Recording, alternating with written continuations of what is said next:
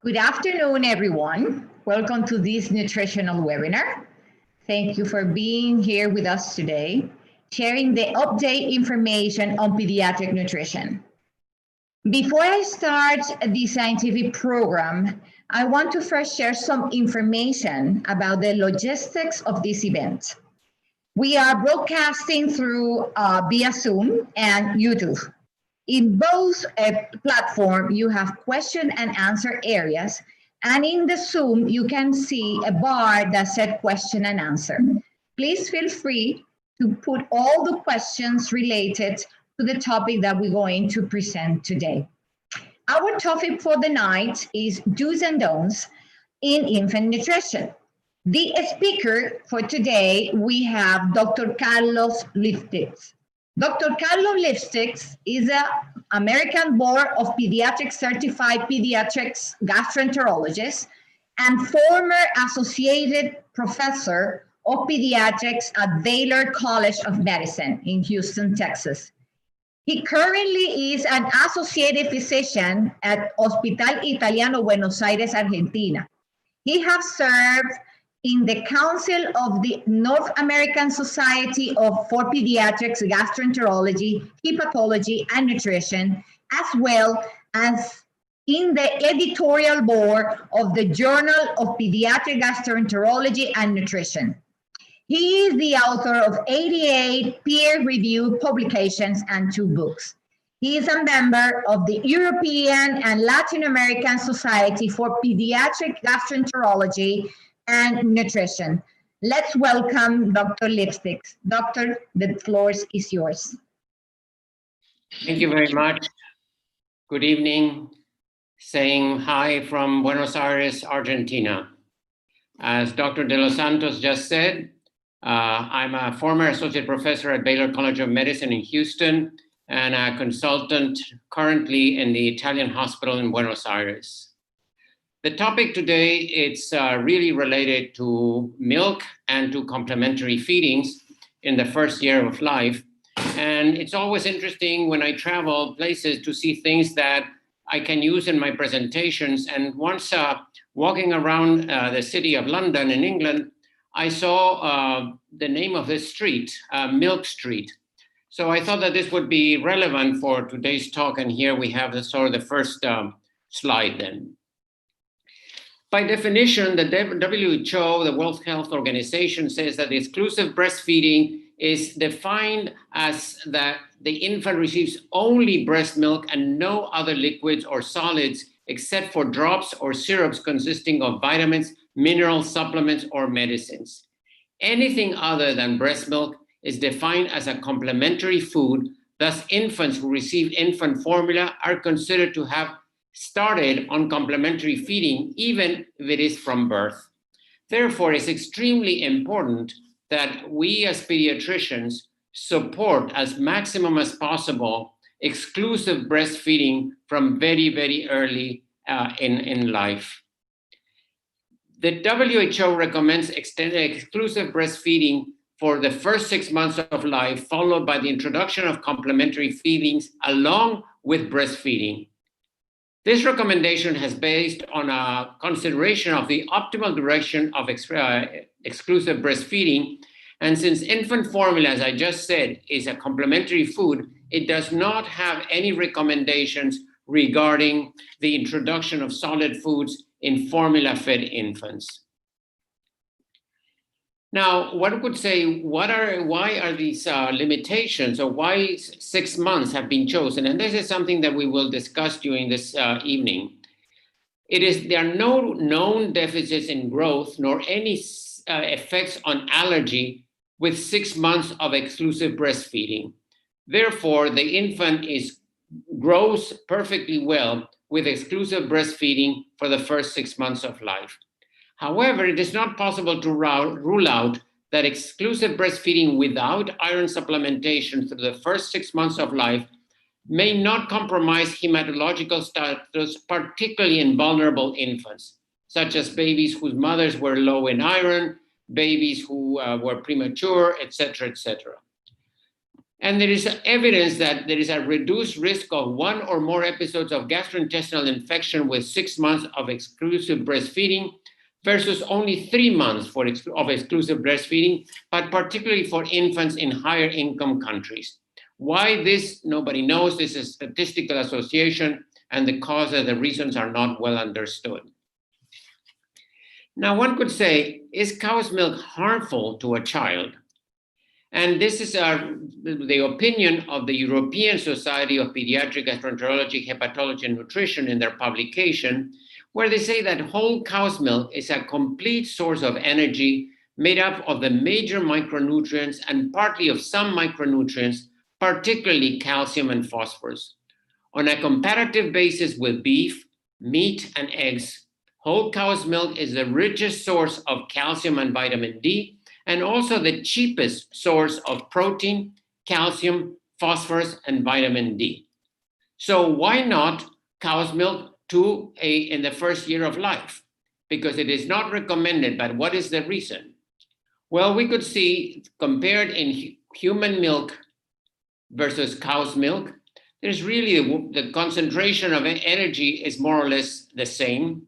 However, when we look at protein, the human milk has 1/3 of the protein concentration that cow's milk. It has much more carbohydrate, almost 60% more, and it has different kind of fat. The amount of fat is not significantly different, but the composition of the fats it is. On the other hand, and very importantly, calcium in human milk is much lower than in cow's milk, and also is phosphorus compared to cow's milk. So these are the reasons why, essentially, cow's milk should not be used in the first year of life. And then if the baby does not have the fortune of being breastfed, then a special infant formula designed for infants should be administered. To summarize what I just said, you can see here in cow's milk, the amount of carbohydrate is lower compared to human milk. The amount of protein is much higher, and we will see the relevance of this. And this is that the amount of fat that is not very different. However, when we look at the fat composition of cow's milk versus human milk, we can see that cow's milk has a significantly greater amount of saturated fats compared to breast milk, much lower monounsaturated fats compared to human milk, and much, much lower polyunsaturated fats, such as docosahexaenoic acid and arachidonic acid, which is almost absent in cow's milk. And now infant formulas are supplemented with DHA, the omega-3 fatty acid. And I mentioned that the protein concentration was significantly different between human milk and cow's milk. And there are differences too between the different animal species. You can see in this slide that compared to human milk, 1.6 grams of protein per 100 grams of milk, cow milk has almost twice, as I mentioned. Look at rabbit, 5 times that of cow's milk, dog milk. Then lower is sheep, buffalo, and goat, and camel. Well, I don't think that you're going to find any camel in your area, but in the Middle East, they make chocolates with camel milk. Imagine if a baby were to be fed, instead of giving human milk, were to receive rabbit milk, this is what the result would be. So what is the impact? Why am I stressing in the importance of protein concentration and the difference between protein concentration in human versus cow milk or many of the infant formulas? Because high versus lower protein intake during the first 2 years of life affects the BMI. And you can see here, this is a study where babies who were not going to be breastfed were randomly assigned in a double-blind manner to receive a formula containing high protein versus one with lower protein. Not low protein, but lower protein. And as you can see, the difference in weight for length is very, very obvious from the 6 months and significantly higher in the babies who receive the higher protein. And this persists over 12 months. The problem seems to start at 3 months, and this is associated then with lower prevalence of obesity. That is, babies who have received an infant formula that contain lower protein content by 5 to 6 years of age, that is in preschool, the risk of being overweight was significantly higher if they had never been breastfed versus they had been some breastfed. And that is true when you compare with formula. That's in breastfeeding versus cow's milk, but here you can see, or formula, but here you can see in a study, this is a study where they compared high protein versus lower protein versus breastfed. And these babies were followed for several years, up to now they are followed for like 9 years. And you can see that, again, reproducing what happens with cow milk, the babies who receive the high protein formula has significantly mean BMI per kilogram of per meter square greater than those who receive breast milk or the lower protein formula. This gives the impression that there is a metabolic programming in these early steps of life, which will have an impact later on in the risk of obesity. So the effect of low protein formula has a significantly effect at BMI at 6 years of age. When you give the low protein formula and lower obesity, so this is similar to what I showed you before between cow and breast, but this is higher protein in red, lower protein in blue, and breastfed in 2.9, risk of obesity. And you can see a significant difference between the lower protein and the higher protein formula compared to the breastfed babies. So the effect of lower protein on obesity lowers the risk by 5.6%, a significant difference. But the concentration of protein is not the only difference between cow's milk and breast milk. Breast milk is predominantly whey protein, and cow's milk is predominantly casein. There are significant differences in the way that curd formation, gastric emptying is between the two. Whey forms very small curds or very few curds, which allow gastric emptying to be faster, where casein does not, and therefore stays in the stomach longer, and it can be cause of some discomfort.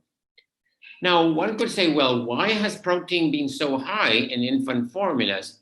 Because historically, high levels of protein in infant formula were considered to be necessary in order to achieve equivalent intake of amino acids as in breastfed infants. However, this was considering that the bioavailability of infant formulas was not as much as that of breast milk. But it has been seen that indeed the bioavailability is much better than what originally thought, and therefore it is possible now to lower the amount of protein in infant formulas to achieve this. So the same way that cows are similar but not identical, not all infant formulas are identical to each other. So again, moving around in London, I found pudding lane. So this comes very appropriate to complementary feeding. So the complementary feeding, according to WHO, is a process that starts when breast milk alone is no longer sufficient to meet the nutritional requirements of infants, and therefore other foods and liquids are needed along with breast milk. Typically, it covers the period from 6 to 24 months of age, even though breastfeeding may continue to 2 years of age and beyond.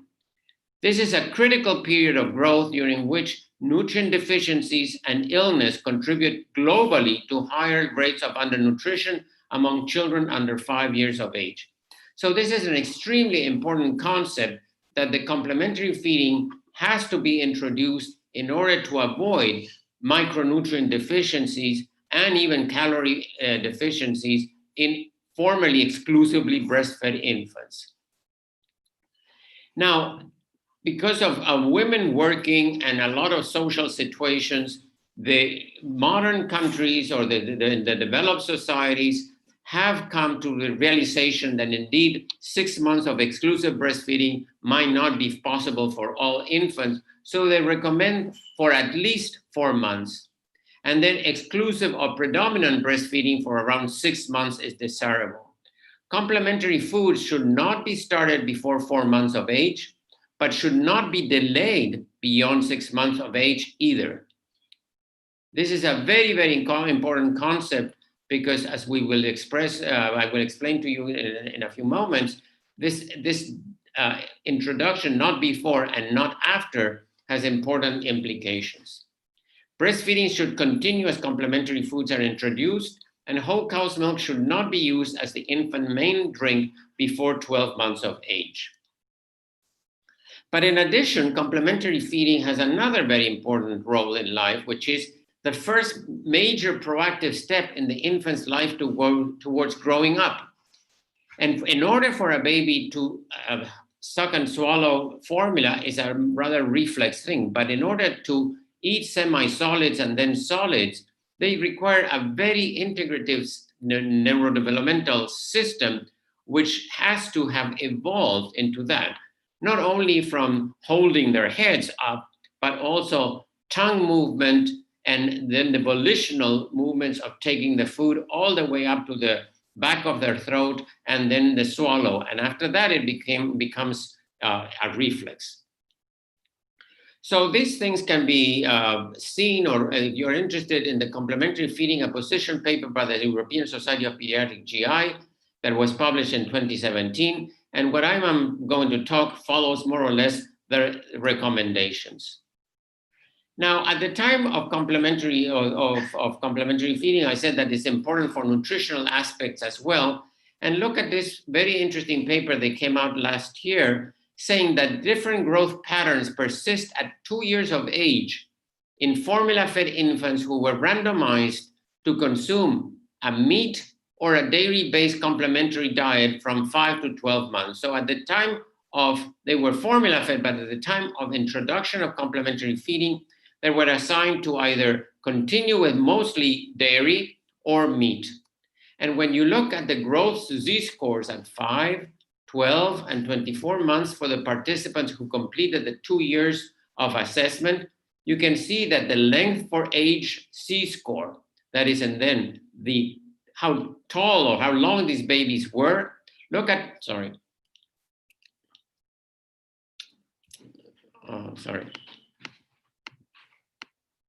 look at how long, what happens with the meat babies. They were longer and leaner. The weight for length was lower in the ones who received the meat than in the ones who received the continue with mainly dairy. So that is extremely important because they were the length for age was lower than the mean, and the weight for length was higher. So they were overweight. So that's very important in choosing their appropriate complementary feedings. Now, as you may have known, there is more and more talk now, not only about chronic hunger, but also about hidden hunger. And I have to say that until a few years ago, I did not know very well what hidden hunger was. I thought that hidden hunger was when somebody was hiding and was hungry and eating below the table, but I found out that that's not the case. Hidden hunger has not been improved significantly over the last 20 years. If you look at the world's improvement in decreasing chronic hunger, you can see that indeed it has been decreased considerably compared to hidden hunger. That is the deficit of vitamin A, vitamin D, zinc, iron, and other micronutrients depending on the part of the world. This graph represents the hidden hunger discapacity adjusted per life year. That is the number of days that people have not been able to perform their tasks based on micronutrient deficiency. And here you can see the different areas of the world, how they have improved from 1990 to 2010. And here you see the Caribbean area where you still have in many aspects, still a level of hidden hunger that needs to be improved. So hidden hunger can start in infancy with something very simple as iron deficiency. The iron requirements exceed iron intake at 2 time periods in life mainly, at 6 to 18 months of life and for girls in adolescence. Iron deficiency in the first year of life, where rapid neural development occurs and when morphological, biochemical, and bioenergetic alterations may influence future functioning, is very, very important as a negative impact. Structures of the brain can become abnormal because of iron deficiency, either in utero or in early postnatal life. And iron is essential for the proper neurogenesis and differentiation of certain brain cells and regions. And why does that happen? Well, because as you can see, this is the amount of hemoglobin, iron in tissues, and iron in storage at birth. As the baby is exclusively breastfed, the amount of iron storage decreases. And if this is not replaced with external intake, complementary feedings or vitamins of somewhere and iron, the baby will develop iron deficiency. And that iron deficiency then will impair ongoing neurogenesis and developmental aspects. And that might be affecting infants for the rest of their life, as we will see. Iron is extremely important in the hippocampus of the brain. The hippocampus is the area of triage. It's like an emergency room. It's where the brain decides what information is important and needs to be stored versus one is not so important and needs to be or can be discarded. So the hippocampus is called like that because the hippocampus plays a vital role in regulating learning, memory encoding, memory consolidation, and spatial navigation. And why is it called like that? Because it's very similar to the hippocampus, the ocean little animal. And this has to be differentiated from hippopotamus, which is a totally different kind of animal. There are studies that have been done in Chile where the group of infants who had anemia in the first year of life, who then underwent correction of such anemia, were followed for many, many years by this group of investigators, mainly Dr. Betsy Lossoff from the United States and Charles Nelson. And what they saw is that iron deficiency in infants is associated with altered neural correlates of recognition memory at 10 years.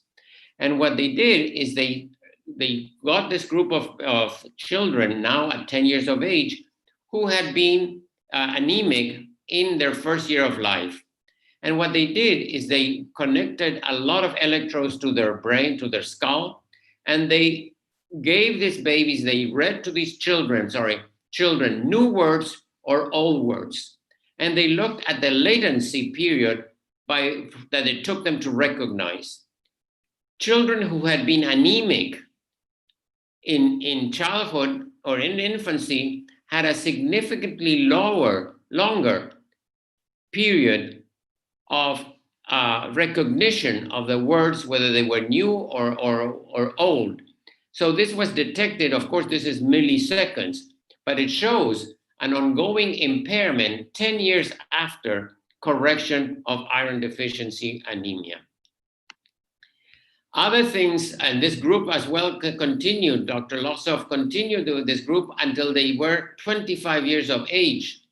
And they saw that there was a higher proportion of chronic iron deficient group that did not complete secondary school, were not pursuing further education or training, were single, which might not be a disadvantage, but here is considered to be so, and reported poor emotional health and more negative emotions and feelings of dissociation and detachment.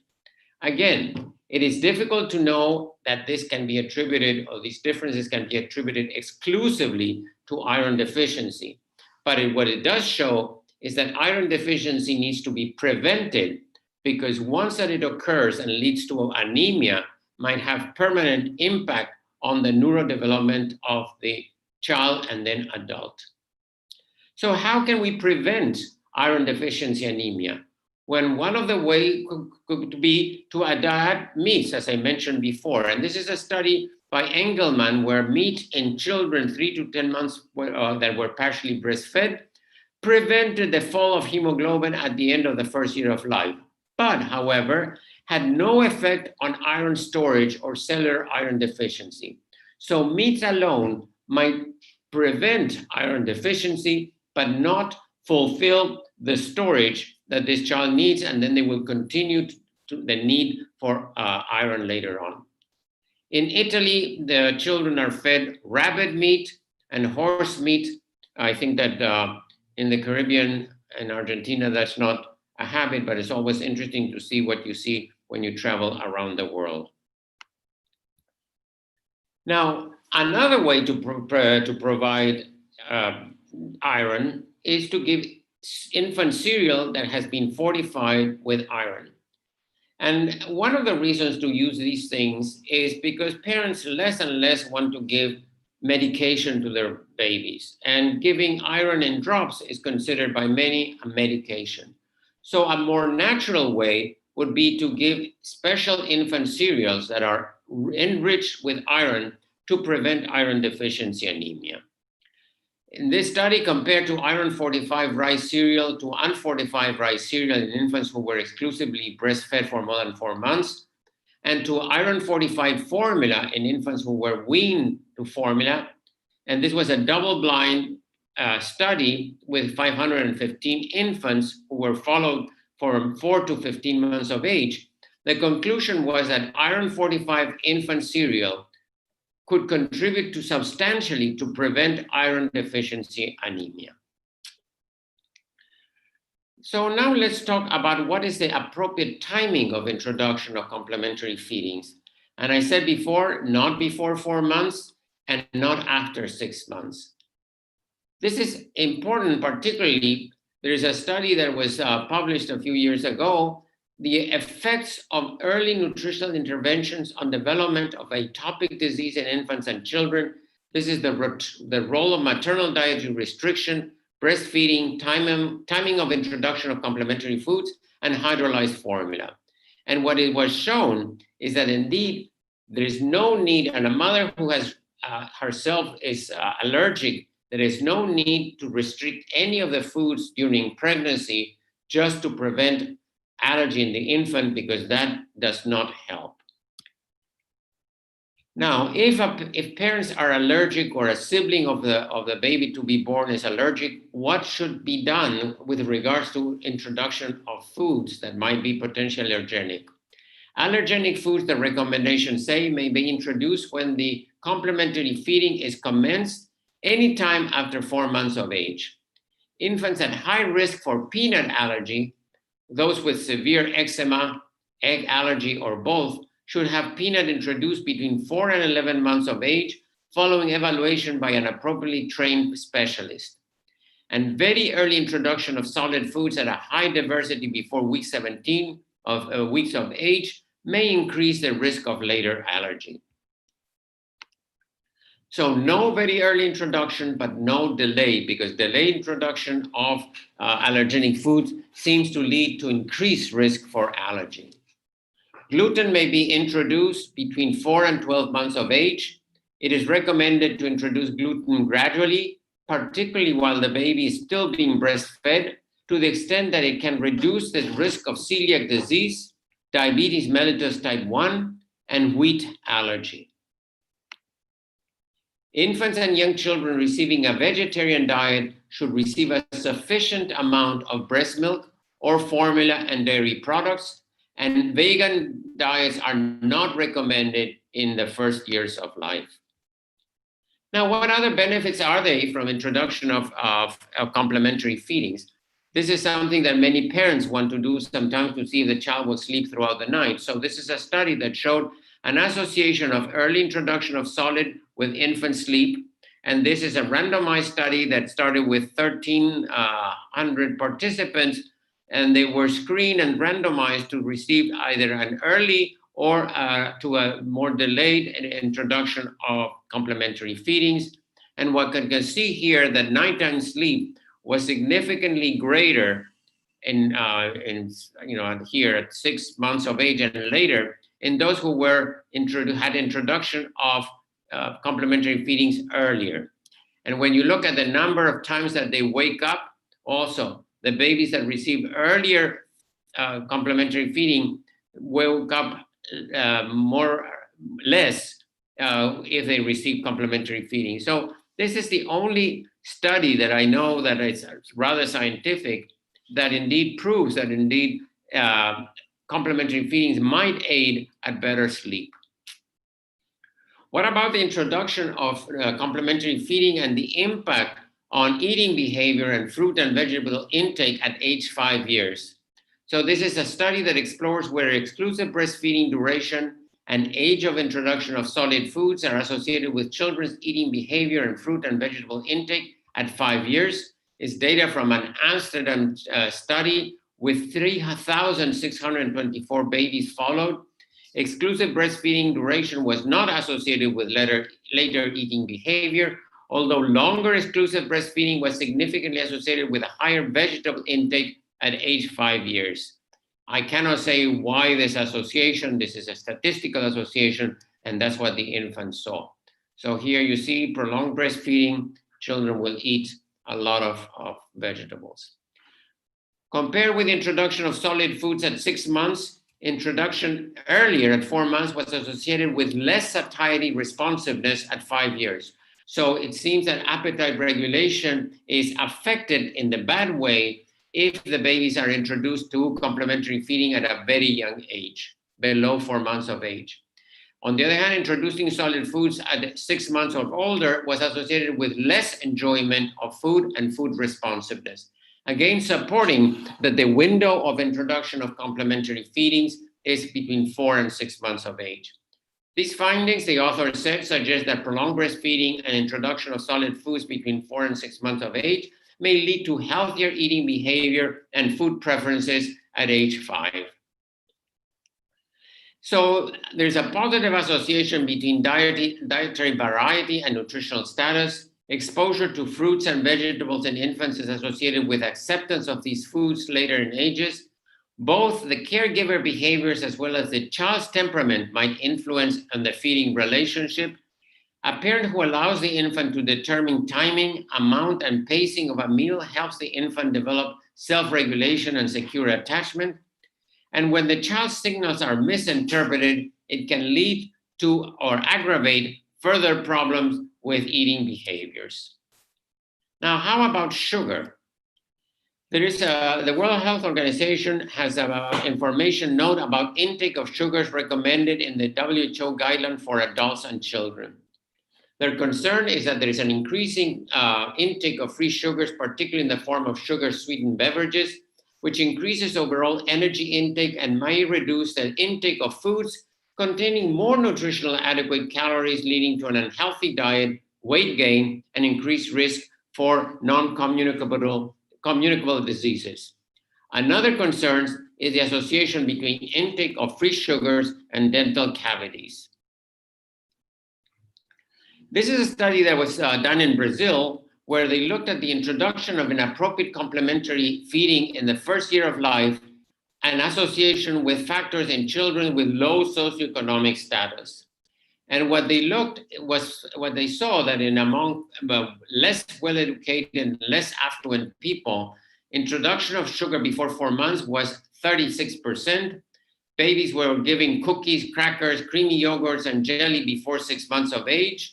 And this was not good. Sugar is refined by a lot of chemical process which may not be good tolerated by children. Excess sugar may cause cavities and tooth decay. Research has also shown that children fed with high sugar diet were prone to cardiovascular diabetes and obesity later in life. And what to do to substitute for sugar in baby foods? Well, natural sweeteners like fruits and vegetables that are sweet, but mainly fruits. What about salt? The daily infant salt requirement is less than 1 gram per day, and this is mostly met by breast milk or infant formula. Any extra salt will be a burden to the developing kidneys. So let's summarize then what I've been telling you this evening, and what are the don'ts? Well, perhaps this is not a don't. This is funny, but might not be the most appropriate way to eat. And this sharing is very nice, but perhaps not the most healthy one. Other don'ts include not these high-calorie drinks that come in little sacks that parents like to give. Teas by themselves are not nutritious. These drinks are really a poison for children because they fill their stomachs with sugar water, and then they don't feel that they want to eat anymore because they have reached satiety, and then indeed they get a lot of sugar in their bloodstream. No cow's milk, full cow's milk in the first year of life, and no flours that do not contain supplemental nutrients such as iron, and not sweet condensed milk either. Well, this is in some societies, this might be an appropriate weaning food, but it might be risky in some others. And this is not an appropriate weaning food either. So from Buenos Aires, now this is the main street, one of the main areas in Buenos Aires. Now it doesn't look like that because we're still, after 160 days, we're still under quarantine here. So very few people are getting out. And as you may know, this is the land of the tango. So I hope that one day you will be able to come here and see this for yourself. Thank you very much. Thank you, Dr. Lifschitz. It was such an extraordinary presentation. Now we move into question and answer. And I have a question here, which is how long should iron supplementation continue for? Well, it's an excellent question. Iron supplementation in the way of a baby who receives... Sorry, we cannot hear you, doctor. Well, I'm not... you cannot? Very low, really. Hello? Can you hear me? Low. I can hear you really low. How about now? Now, yes. Yeah, it seems that the computer has a mind of its own. We had managed this before, but it changed. So now you can hear me okay? Yes. All right. So if the baby receives infant formula, which is not the recommendation, but if for some reason they do not receive breast milk, infant formula has enough iron that the baby does not need supplementation.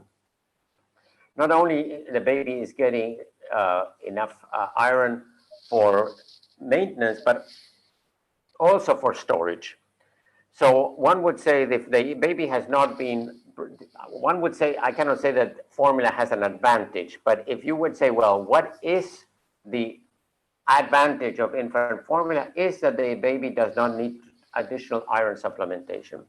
But if the baby was fortunate enough to be breastfed, those babies that need complementary feedings with iron, at least during the first year of life, until then they start receiving a varied diet. If the family does not give meats, then it's going to be difficult for the baby to keep the iron supply, and they will continue to need some form of supplementation.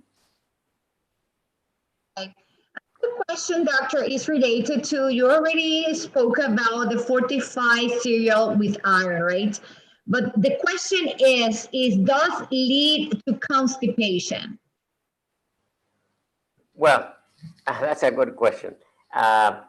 You know, there are babies who have a very varied diet and do develop constipation. If the baby only eats rice cereal in an exaggerated amount, I think whoever asked the question has a true concern. There are multiple types of cereals, not only rice, that will not lead to constipation. And this is something very important. The majority of breastfed infants don't have constipation. But it's something to keep in mind, and I think that the pediatrician needs to regulate and make sure that there is a variety of things. The baby could receive cereals, could be receiving fruits, could be receiving other things that are also supplemented. Okay. Another question is, what are the risks and recommendations for infants who are fed vegan diets because of parents' religious beliefs? Well, as I just said a minute ago, vegan diets are not recommended in the first few years of life. So I think that if you cannot convince the parents that the baby, first of all, convince the parents that the baby at least should be breastfed. And after that, try to supplement with vitamins and minerals, etc. But as I said before, veganism is not recommended in the beginning of life. I also wanted to say that the iron in many ways can produce constipation and abdominal pain. But the iron pyrophosphate, which is the one that is added to infant cereal, has very few side effects.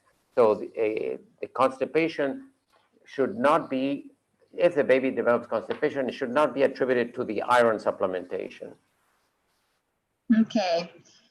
Another question, can juice with no added sugar be given to children such as Mott's juice?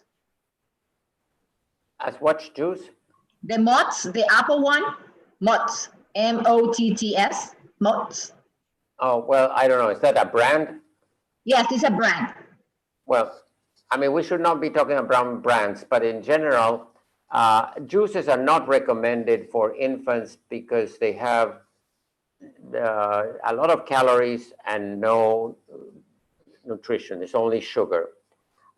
Apple juice is particularly, I mean, if it's pleasant in a small quantity and the parents want to use it in a controlled manner, I wouldn't say no. But apple juice has a combination of sugars also that is not conducive to good absorption because it has sorbitol, which is not absorbed and can give gases and diarrhea, and also has a glucose to fructose ratio. You know, for fructose to be absorbed, there has to be glucose.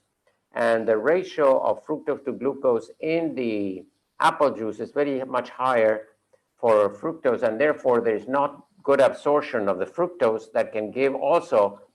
So I think that one should be very careful with apple juice, and grape juice are both in the same category with regards to the capacity to produce gas.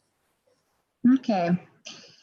Would you advise for multivitamins to be started in infants with parents concerned about poor appetite? No. I could go further. I don't think that vitamins.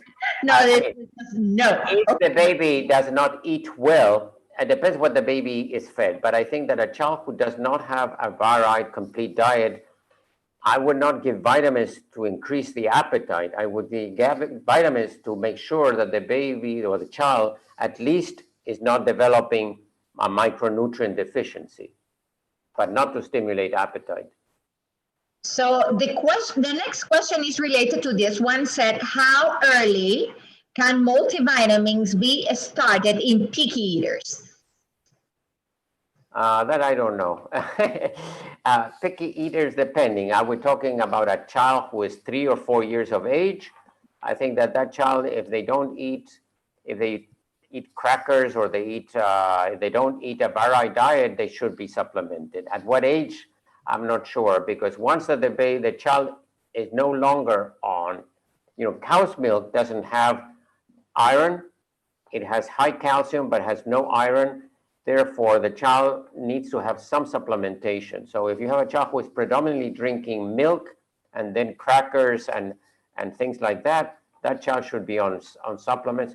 Once that the baby is no longer breastfed or the baby is no longer in infant formula, stage 1 or 2 or 3, or grow up, there are now these follow-on formulas that are providing calories and protein and vitamins to children who are not the best eaters. So that's another way to provide appropriate micronutrients and calories. Okay. Should babies receive water with infant formulas? No, unless the baby is extremely, it depends what age, but if it's extremely hot or the child has been exposed to the sun and or to a very hot thing, it could be supplemented, but normally they don't need, and definitely not breastfed infants. Okay. What is the recommendation for introduction of complementary feeding 6 months as per the WHO or 4 months? Well, I think you clarified that already. But if you want to say to add it something else about that. As I said, the WHO recommends breastfeeding up to 6 months of age. However, it has been seen that in many developed countries where mothers go back to work earlier, that might not be feasible. So earlier introduction of complementary feedings might be a way to help these children who have been, babies who have been breastfed up to 4 months and now they're being weaned. The window is, I mean, the important thing is not below 4 months and not beyond 6 months. Then the WHO recommends 6 months. Why? Because if you're talking about countries that the sanitary conditions are not very good, where the food is not kept in good conditions in the refrigerator, that increases the risk in a young baby of infections. While if you are in developed situations in a good socioeconomic environment, then you can be a little bit more lax. Okay. At medical school, teach me that when the baby is feeding with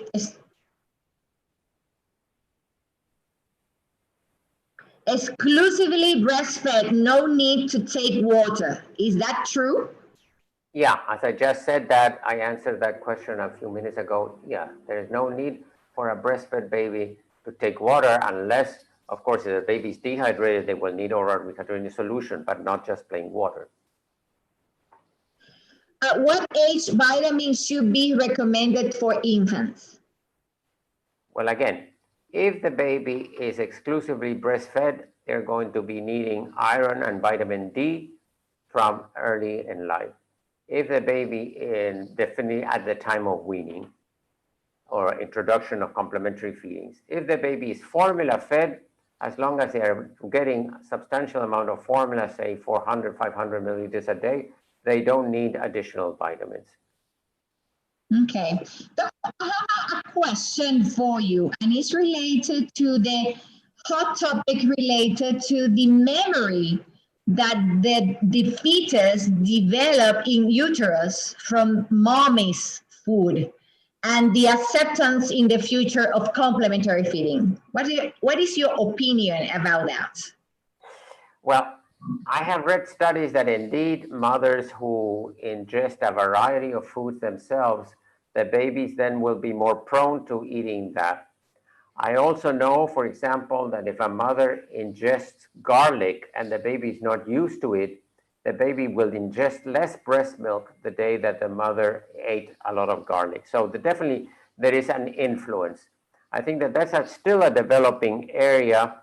There are several studies. There's a group of people in New York that are studying this in particular, whether how early introduction of different tastes and flavors might have long-term impact. And definitely in utero, I think that particularly certain type of nutrients, not everything, might have an influence. But it's not only, I think it's not only the nutrient per se, but perhaps the mood of the mother, what it elicits, the pleasure. I mean, there are lots of things that might have, food is not just food, it's a lot of things being together with people.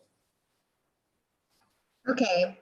I have a question which says, with regards to the improved nighttime sleep and awake patterns, just to clarify, the timing for the introduction of complementary feeds is 4 to 6 months? Yeah, that study goes a little bit, that's a very good question, because the study that I presented goes a little bit below 4 months for the early introduction. But yeah, again, what the study essentially is saying that persistent or continuation of breastfeeding and introduction between 4 to 6 months, and also a variety of foods leads to the best outcome in food preferences and behavior. Okay. Should children be started on zinc to prevent viruses? Zinc supplementation is only needed in areas of zinc deficiency or infants who are have been malnourished or have episodes of diarrhea. Well-nourished infants do not need zinc supplementation in normal circumstances. Now, there are areas, for example, in Iran where there is zinc, very low zinc, and those different. But in normal circumstances, not unless the child has had severe malnutrition or many episodes of diarrhea. Okay. How important is vitamin D supplements in tropical countries? That's an important question too. It depends because one has to realize that in tropical countries, many people might not be protected but have darker skins. So the balance between one and another needs to be taken into consideration. The majority of vitamin D that we synthesize is through the skin. However, today, with all the recommendations of using sunblock, of not getting exposed to excessively because of cancer, I don't know the exact answer to that really, but I think that it has changed over the years with the knowledge that sun exposure is not all that beneficial. But that's a good question. I think that it's an important one. Should an infant who is lactose intolerant be gradually introduced to milk? Well, the issue of lactose intolerance is a very controversial issue. The studies really do not support lactose malabsorption in normal infants. Lactase is probably the only enzyme that there are practically no congenital cases of lactase deficiency. Now, in certain cases after severe diarrhea, we're talking about infants, of severe diarrhea, there might be a transient lactase deficiency, and those babies perhaps would benefit from a low lactose or no lactose formula for some time. The studies, for example, relating lactose malabsorption to infantile colic are also very controversial, and many have not shown any effect of hydrolyzing the lactose in the mother's milk or in the formula and improvement of colic. Okay. At what age vitamins should be recommended for infants? Well, again, I think we discussed this earlier. If the baby is formula fed, there should be no need for vitamin supplementation. If the baby has been exclusively breastfed, iron and vitamin D are recommended. And as long as the baby is taking infant cereal with iron or meats, then there is no need to add vitamins routinely. If the child, as we mentioned too, will not eat a diverse diet and was a picky eater, then vitamins might be necessary. Another question is, a doctor wants to know the title of the study related to the anemia and the neural correlation. Oh, there are multiple studies on that. If the doctor gives you his or her email address, I'll be happy to send you many of the studies, and you can then forward them to the doctor. Okay, doctor, I think that is the last question for tonight. I want to thank you really for such extraordinary presentation. We really enjoy it. And for the rest of the doctors and ACPs online, thank you all for sharing with us this afternoon, and wish you all a very good night. Thanks. Thank you very much.